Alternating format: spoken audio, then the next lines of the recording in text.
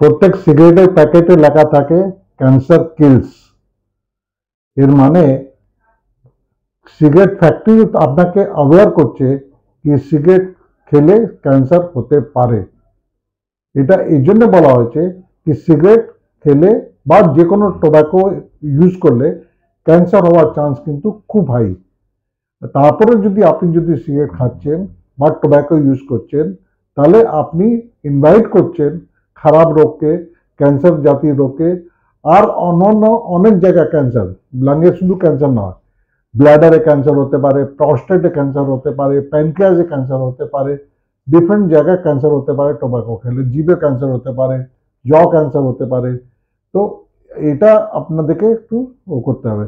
और कैंसर और টোব্যাকো খেলে মেনলি ব্রঙ্কাইটিস, আর্লি স্টেজে ব্রঙ্কাইটিস হবে, প্যানক্রিয়াটাইটিস হবে, এসব হয়।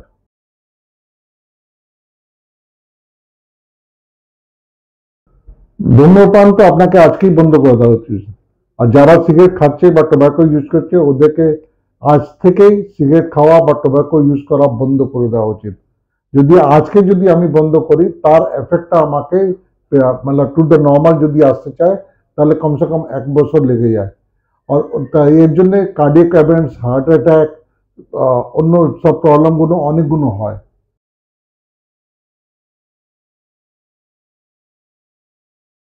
সর্দি, কাশি, জ্বর, কাশির সঙ্গে বলগাম বেরোয়া, একটা মিউকাস মতন বলগাম বেরোয়া, বা তাতে একটা প্রিলেন মানে সাদা রঙের বলগাম যদি বেরোয়।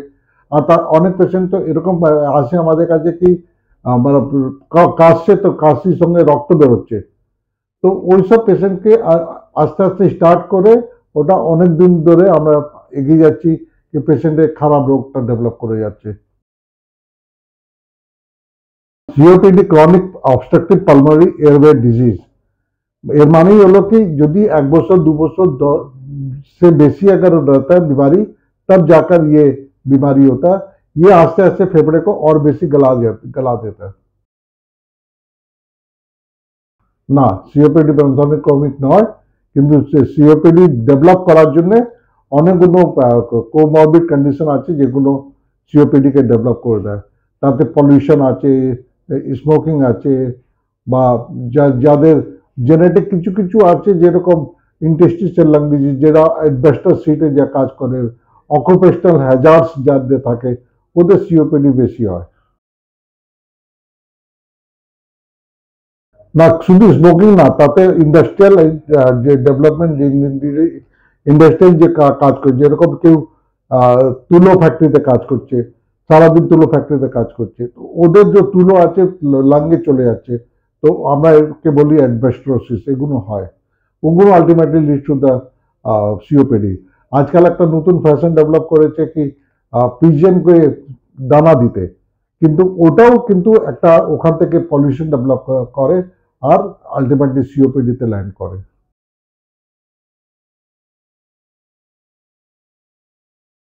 আজকাল ইনফ্লুয়েঞ্জা ভ্যাকসিন বেরিয়েছে, ওটা প্রত্যেক after the age of 50 years influenza vaccine নেওয়া উচিত। আমাদেরকে রেগুলার এক্সারসাইজ করা উচিত, প্রাণায়াম বা হেলদি মানে লাং এক্সারসাইজ করা উচিত। অ্যান্ড আমাদেরকে যত অ্যাডিকশন আছে ওগুলোকে বাদ দিয়ে একটা হেলদি লাইফ লিড করা উচিত। Influenza vaccine after the age of 50 years বা যাদের যাদের কোমরবিড কন্ডিশন আছে ওরা নিতে পারে, প্রত্যেক বছর বছর নিয়ে যেতে হবে।